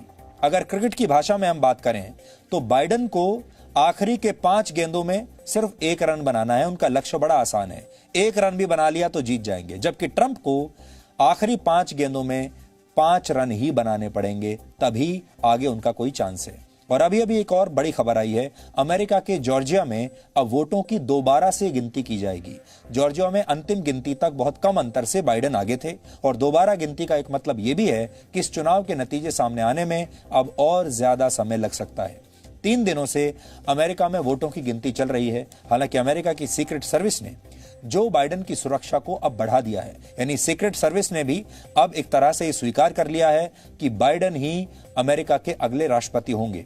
हो सकता है कि थोड़े समय बाद ही इसकी औपचारिक घोषणा भी हो जाए, लेकिन फिलहाल बाइडेन की जो सुरक्षा है उसे बढ़ा दिया गया है। अमेरिका की सीक्रेट सर्विस वहां के राष्ट्रपति की सुरक्षा करती है और इसी तरह भारत में प्रधानमंत्री की सुरक्षा एसपीजी यानी स्पेशल प्रोटेक्शन ग्रुप के जिम्मे होता है। फिलहाल अमेरिका में जो बाइडेन के आसपास सुरक्षा घेरा मजबूत कर दिया गया है और उसे बढ़ा दिया गया है। बताया जा रहा है कि पिछले 1 सप्ताह से सीक्रेट सर्विस की एक टीम इसके लिए लगातार तैयारी कर रही थी। अमेरिका की मीडिया में बाइडेन के काफिले में इस बदलाव के बारे में रिपोर्टिंग की गई है कि अब उनका काफिला पहले से बड़ा हो गया है, सुरक्षा कर्मियों की संख्या बढ़ गई है, घेरा बढ़ा दिया गया है। हालांकि अभी भी यह अमेरिका के राष्ट्रपति को मिलने वाली सुरक्षा के स्तर से कम है। अमेरिका में अभी वोटों की गिनती हो रही है। अब तक 13 करोड़ से ज्यादा वोटों की गिनती हो चुकी है और इस चुनाव में हुई कुल वोटिंग का यह लगभग 90% है, यानी 10% वोट और बचे हैं। अब भी अमेरिका के 5 राज्यों में वोटों की गिनती हो रही है और इसमें से 4 राज्यों में बाइडेन आगे चल रहे हैं और अगर वो सिर्फ एक राज्य भी जीत गए तो उनका राष्ट्रपति बनना तय हो जाएगा। हालांकि इनमें से एक राज्य जॉर्जिया में अब दोबारा गिनती होगी। डोनाल्ड ट्रंप सिर्फ एक राज्य में आगे चल रहे हैं। राष्ट्रपति बने रहने के लिए उन्हें कम से कम 4 राज्यों में जीतना होगा, यानी 5 में से 5 चाहिए। इस समय जो बाइडेन को 264 इलेक्टोरल वोट्स मिल चुके हैं, जबकि डोनाल्ड ट्रंप को सिर्फ 214 इलेक्टोरल वोट्स मिले हैं। ऐसा लगता है कि ट्रंप की हार अब तय है। हालांकि ट्रंप अब भी इसे मानने के लिए तैयार नहीं है, जबकि बाइडेन का दावा है कि अमेरिका की सरकार ऐसे लोगों को व्हाइट हाउस से बाहर निकालने में सक्षम है। अब बड़ी बात यह है कि बाइडेन अगर राष्ट्रपति बन जाते हैं तो भारत पर उसका क्या असर पड़ेगा। भारत के लोगों के लिए यह ज्यादा रेलेवेंट खबर है और आज हम आपको यही बताने वाले हैं कि अमेरिका के राष्ट्रपति अगर बाइडेन बनते हैं तो फिर भारत पर उसका क्या असर पड़ेगा और भारत के प्रधानमंत्री और अमेरिका के राष्ट्रपति डोनाल्ड ट्रंप के बीच में बहुत अच्छी केमिस्ट्री रही है। क्या वही केमिस्ट्री बाइडेन और मोदी के बीच भी होगी? 2014 में जब प्रधानमंत्री मोदी अमेरिका गए थे, तब जो बाइडेन ने उनके बारे में क्या कहा था, उसका एक वीडियो आज हम आपको दिखाते हैं। Mr. Prime Minister, our conversations these past 2 days leave me with absolute confidence that we can cross the sea together. And we are encouraged, all of us who have been in contact with you these last couple days, with your sense of purpose, with your incredible energy, and with your commitment to this relationship. Mr. Prime Minister, you won the largest democratic exercise in history, with over 550 million Indians casting their votes earlier this year.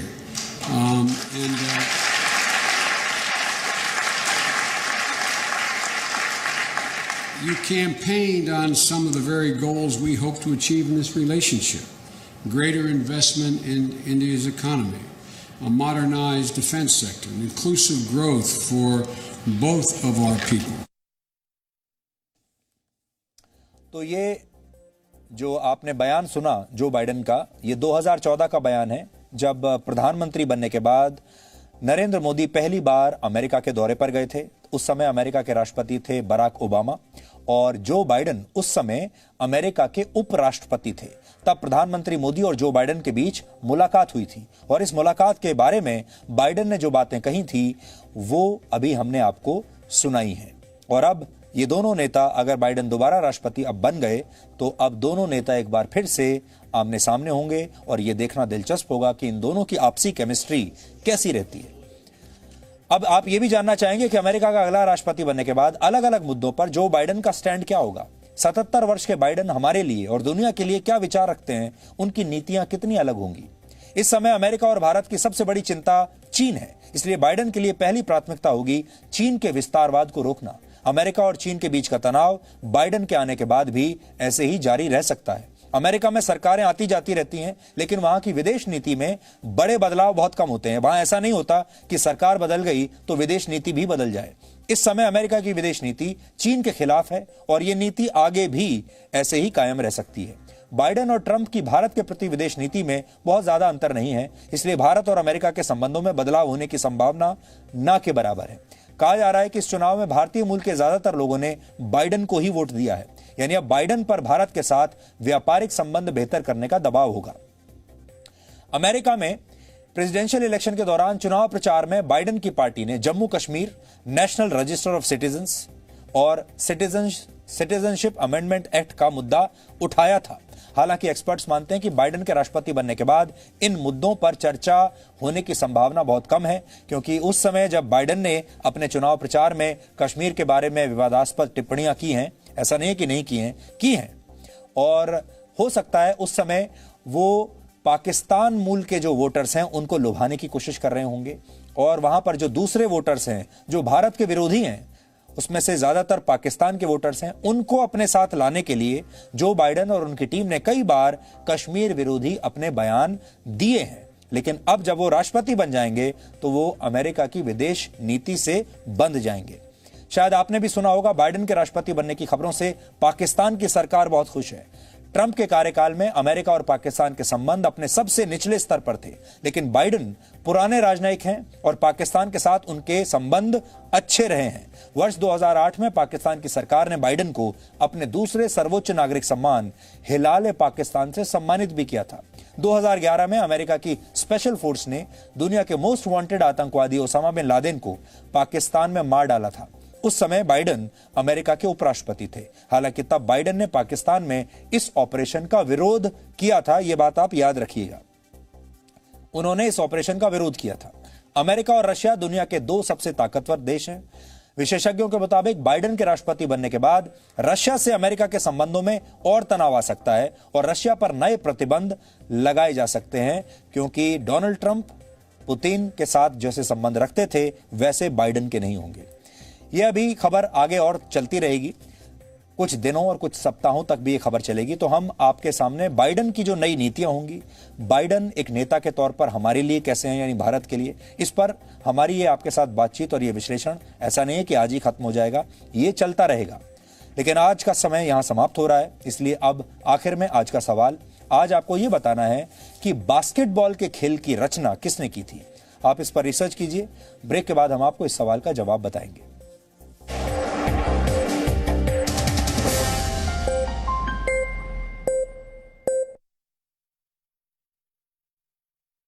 कुछ करके दिखाएगी। काफी internships भी करी थी college में, placement भी हो ही चुका था, लेकिन कोविड के आते ही सब। क्या आप नौकरी को लेकर परेशान हैं? तो अब जी न्यूज पर देखिए रोजगार की हर खबर। जी रोजगार समाचार, दिन भर जी न्यूज पर। कोविड काल में क्या आप नौकरी को लेकर परेशान हैं? तो अब जी न्यूज पर देखिए रोजगार की हर खबर। जी रोजगार समाचार, दिन भर जी न्यूज पर। एमबीए का रिजल्ट आया तो मेरे फैमिली मेंबर्स बहुत खुश थे। सपने जैसे उड़ान ही भरने वाले थे, लेकिन अचानक कोरोना ने सब रोक दिया। क्या आप नौकरी को लेकर परेशान हैं? तो अब जी न्यूज पर देखिए रोजगार की हर खबर। जी रोजगार समाचार, दिन भर जी न्यूज पर। 1 साल पहले ग्रेजुएशन कंप्लीट करा था। घर पे सबको बहुत उम्मीदें थी, बेटी है, कुछ करके दिखाएगी। काफी इंटर्नशिप्स भी करी थी कॉलेज में, प्लेसमेंट भी हो ही चुका था, लेकिन कोविड के आते ही सब। क्या आप नौकरी को लेकर परेशान हैं? तो अब जी न्यूज पर देखिए रोजगार की हर खबर। जी रोजगार समाचार, दिन भर जी न्यूज पर। कोविड काल में क्या आप नौकरी को लेकर परेशान हैं? तो अब जी न्यूज पर देखिए रोजगार की हर खबर। जी रोजगार समाचार, दिन भर जी न्यूज पर। एमबीए का रिजल्ट आया तो मेरे फैमिली मेंबर्स बहुत खुश थे। सपने जैसे उड़ान ही भरने वाले थे, लेकिन अचानक कोरोना ने सब रोक दिया। क्या आप नौकरी को लेकर परेशान हैं? तो अब जी न्यूज पर देखिए रोजगार की हर खबर। जी रोजगार समाचार, दिन भर जी न्यूज पर। 1 साल पहले ग्रेजुएशन कंप्लीट करा था। घर पे सबको बहुत उम्मीदें थी, बेटी है, कुछ करके दिखाएगी। काफी इंटर्नशिप्स भी करी थी कॉलेज में, प्लेसमेंट भी हो ही चुका था, लेकिन कोविड के आते ही सब। क्या आप नौकरी को लेकर परेशान हैं? तो अब जी न्यूज पर देखिए रोजगार की हर खबर। जी रोजगार समाचार, दिन भर जी न्यूज पर। कोविड काल में क्या आप नौकरी को लेकर परेशान हैं? तो अब जी न्यूज पर देखिए रोजगार की हर खबर। जी रोजगार समाचार, दिन भर जी न्यूज पर। एमबीए का रिजल्ट आया तो मेरे फैमिली मेंबर्स बहुत खुश थे। सपने जैसे उड़ान ही भरने वाले थे, लेकिन अचानक कोरोना ने सब रोक दिया। क्या आप नौकरी को लेकर परेशान हैं? तो अब जी न्यूज पर देखिए रोजगार की हर खबर। जी रोजगार समाचार, दिन भर जी न्यूज पर। 1 साल पहले ग्रेजुएशन कंप्लीट करा था। घर पे सबको बहुत उम्मीदें थी, बेटी है, कुछ करके दिखाएगी। काफी इंटर्नशिप्स भी करी थी कॉलेज में, प्लेसमेंट भी हो ही चुका था, लेकिन कोविड के आते ही सब। क्या आप नौकरी को लेकर परेशान हैं? तो अब जी न्यूज पर देखिए रोजगार की हर खबर। जी रोजगार समाचार, दिन भर जी न्यूज पर। कोविड काल में क्या आप नौकरी को लेकर परेशान हैं? तो अब जी न्यूज पर देखिए रोजगार की हर खबर। जी रोजगार समाचार, दिन भर जी न्यूज पर।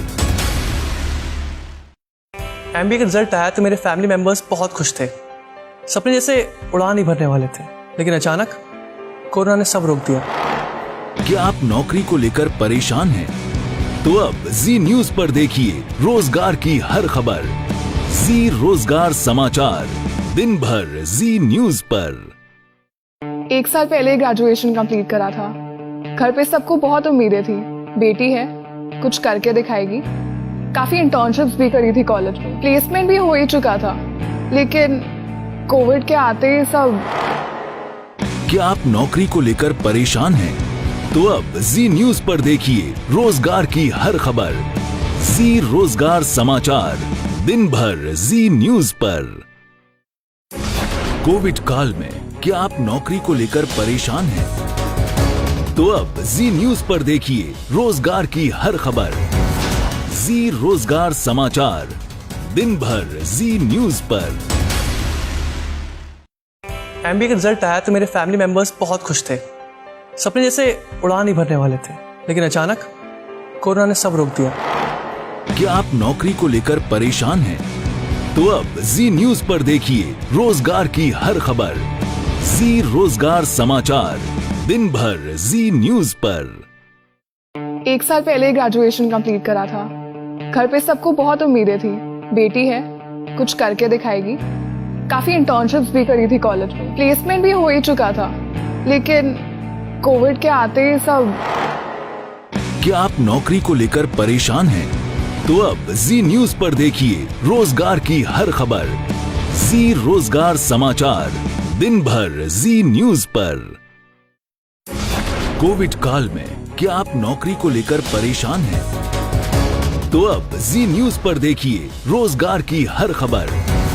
जी रोजगार समाचार, दिन भर जी न्यूज पर।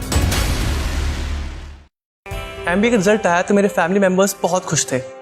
सपने जैसे उड़ान ही भरने वाले थे, लेकिन अचानक कोरोना ने सब रोक दिया। क्या आप नौकरी को लेकर परेशान हैं? तो अब जी न्यूज पर देखिए रोजगार की हर खबर। जी रोजगार समाचार, दिन भर जी न्यूज पर। 1 साल पहले ग्रेजुएशन कंप्लीट करा था। घर पे सबको बहुत उम्मीदें थी, बेटी है, कुछ करके दिखाएगी। काफी इंटर्नशिप्स भी करी थी कॉलेज में, प्लेसमेंट भी हो ही चुका था, लेकिन कोविड के आते ही सब। क्या आप नौकरी को लेकर परेशान हैं? तो अब जी न्यूज पर देखिए रोजगार की हर खबर। जी रोजगार समाचार, दिन भर जी न्यूज पर। कोविड काल में क्या आप नौकरी को लेकर परेशान हैं? तो अब जी न्यूज पर देखिए रोजगार की हर खबर। जी रोजगार समाचार, दिन भर जी न्यूज पर। एमबीए का रिजल्ट आया तो मेरे फैमिली मेंबर्स बहुत खुश थे। सपने जैसे उड़ान ही भरने वाले थे, लेकिन अचानक कोरोना ने सब रोक दिया। क्या आप नौकरी को लेकर परेशान हैं? तो अब जी न्यूज पर देखिए रोजगार की हर खबर। जी रोजगार समाचार, दिन भर जी न्यूज पर। 1 साल पहले ग्रेजुएशन कंप्लीट करा था। घर पे सबको बहुत उम्मीदें थी, बेटी है, कुछ करके दिखाएगी। काफी इंटर्नशिप्स भी करी थी कॉलेज में, प्लेसमेंट भी हो ही चुका था, लेकिन कोविड के आते ही सब। क्या आप नौकरी को लेकर परेशान हैं? तो अब जी न्यूज पर देखिए रोजगार की हर खबर। जी रोजगार समाचार, दिन भर जी न्यूज पर। कोविड काल में क्या आप नौकरी को लेकर परेशान हैं? तो अब जी न्यूज पर देखिए रोजगार की हर खबर। जी रोजगार समाचार, दिन भर जी न्यूज पर। एमबीए का रिजल्ट आया तो मेरे फैमिली मेंबर्स बहुत खुश थे। सपने जैसे उड़ान ही भरने वाले थे, लेकिन अचानक कोरोना ने सब रोक दिया। क्या आप नौकरी को लेकर परेशान हैं? तो अब जी न्यूज पर देखिए रोजगार की हर खबर। जी रोजगार समाचार, दिन भर जी न्यूज पर। 1 साल पहले ग्रेजुएशन कंप्लीट करा था। घर पे सबको बहुत उम्मीदें थी, बेटी है, कुछ करके दिखाएगी। काफी इंटर्नशिप्स भी करी थी कॉलेज में, प्लेसमेंट भी हो ही चुका था, लेकिन कोविड के आते ही सब। क्या आप नौकरी को लेकर परेशान हैं? तो अब जी न्यूज पर देखिए रोजगार की हर खबर। जी रोजगार समाचार, दिन भर जी न्यूज पर। कोविड काल में क्या आप नौकरी को लेकर परेशान हैं? तो अब जी न्यूज पर देखिए रोजगार की हर खबर। जी रोजगार समाचार, दिन भर जी न्यूज पर। एमबीए का रिजल्ट आया तो मेरे फैमिली मेंबर्स बहुत खुश थे। सपने जैसे उड़ान ही भरने वाले थे, लेकिन अचानक कोरोना ने सब रोक दिया। क्या आप नौकरी को लेकर परेशान हैं? तो अब जी न्यूज पर देखिए रोजगार की हर खबर। जी रोजगार समाचार, दिन भर जी न्यूज पर। 1 साल पहले ग्रेजुएशन कंप्लीट करा था। घर पे सबको बहुत उम्मीदें थी, बेटी है, कुछ करके दिखाएगी। काफी इंटर्नशिप्स भी करी थी कॉलेज में, प्लेसमेंट भी हो ही चुका था, लेकिन कोविड के आते ही सब। क्या आप नौकरी को लेकर परेशान हैं? तो अब जी न्यूज पर देखिए रोजगार की हर खबर। जी रोजगार समाचार, दिन भर जी न्यूज पर। कोविड काल में क्या आप नौकरी को लेकर परेशान हैं? तो अब जी न्यूज पर देखिए रोजगार की हर खबर। जी रोजगार समाचार, दिन भर जी न्यूज पर। एमबीए का रिजल्ट आया तो मेरे फैमिली मेंबर्स बहुत खुश थे। सपने जैसे उड़ान ही भरने वाले थे, लेकिन अचानक कोरोना ने सब रोक दिया। क्या आप नौकरी को लेकर परेशान हैं? तो अब जी न्यूज पर देखिए रोजगार की हर खबर। जी रोजगार समाचार, दिन भर जी न्यूज पर। 1 साल पहले ग्रेजुएशन कंप्लीट करा था। घर पे सबको बहुत उम्मीदें थी, बेटी है, कुछ करके दिखाएगी। काफी इंटर्नशिप्स भी करी थी कॉलेज में, प्लेसमेंट भी हो ही चुका था, लेकिन कोविड के आते ही सब। क्या आप नौकरी को लेकर परेशान हैं? तो अब जी न्यूज पर देखिए रोजगार की हर खबर। जी रोजगार समाचार, दिन भर जी न्यूज पर। कोविड काल में क्या आप नौकरी को लेकर परेशान हैं? तो अब जी न्यूज पर देखिए रोजगार की हर खबर। जी रोजगार समाचार, दिन भर जी न्यूज पर। एमबीए का रिजल्ट आया तो मेरे फैमिली मेंबर्स बहुत खुश थे। सपने जैसे उड़ान ही भरने वाले थे, लेकिन अचानक कोरोना ने सब रोक दिया। क्या आप नौकरी को लेकर परेशान हैं? तो अब जी न्यूज पर देखिए रोजगार की हर खबर। जी रोजगार समाचार, दिन भर जी न्यूज पर। 1 साल पहले ग्रेजुएशन कंप्लीट करा था। घर पे सबको बहुत उम्मीदें थी, बेटी है, कुछ करके दिखाएगी। काफी इंटर्नशिप्स भी करी थी कॉलेज में, प्लेसमेंट भी हो ही चुका था, लेकिन कोविड के आते ही सब। क्या आप नौकरी को लेकर परेशान हैं? तो अब जी न्यूज पर देखिए रोजगार की हर खबर। जी रोजगार समाचार, दिन भर जी न्यूज पर। कोविड काल में क्या आप नौकरी को लेकर परेशान हैं? तो अब जी न्यूज पर देखिए रोजगार की हर खबर। जी रोजगार समाचार, दिन भर जी न्यूज पर। एमबीए का रिजल्ट आया तो मेरे फैमिली मेंबर्स बहुत खुश थे। सपने जैसे उड़ान ही भरने वाले थे, लेकिन अचानक कोरोना ने सब रोक दिया। क्या आप नौकरी को लेकर परेशान हैं?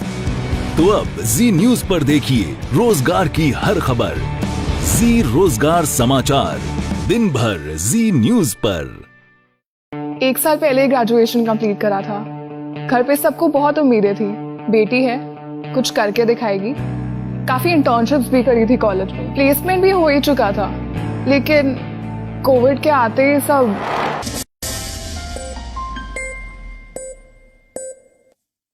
और अब आखिर में देखते हैं कि आज के इतिहास में क्या लिखा है। वर्ष 1913 में आज ही के दिन महात्मा गांधी को दक्षिण अफ्रीका में गिरफ्तार किया गया था।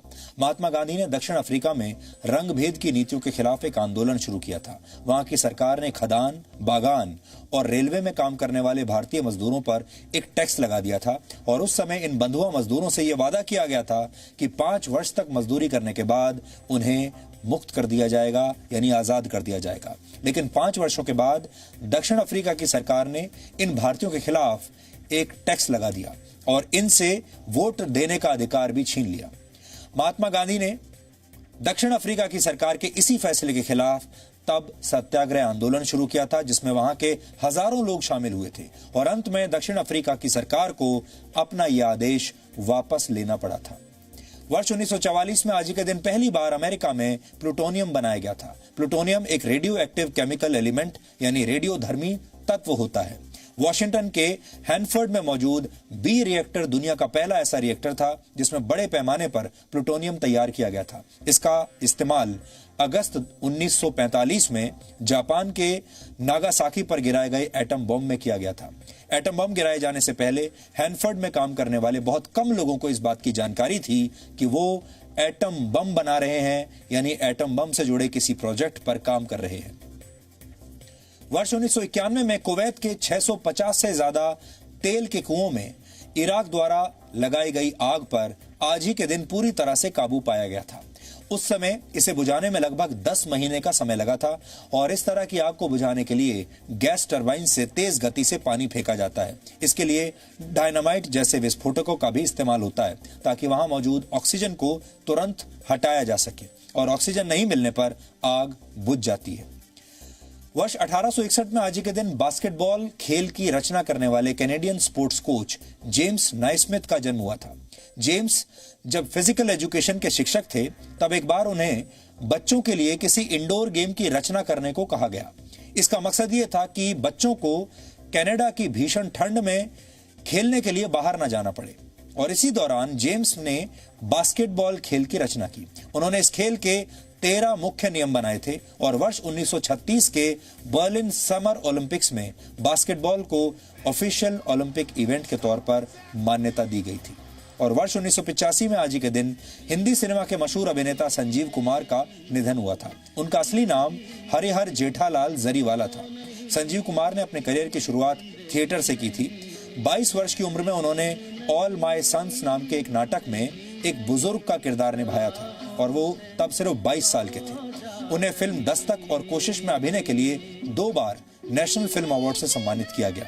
शोले, आंधी और त्रिशूल जैसी फिल्मों में शानदार अभिनय के लिए संजीव कुमार को याद किया जाता है। तो डीएनए में आज इतना ही। अब आपसे हमारी मुलाकात होगी कल रात 9 बजे। तब तक आप खुश रहिए, सुरक्षित रहिए, स्वस्थ रहिए। और कहते हैं कि मनुष्य अक्सर उसी रास्ते पर अपनी नियति से टकराता है जिस रास्ते पर चलने से वो जीवन भर बचता है। नमस्कार।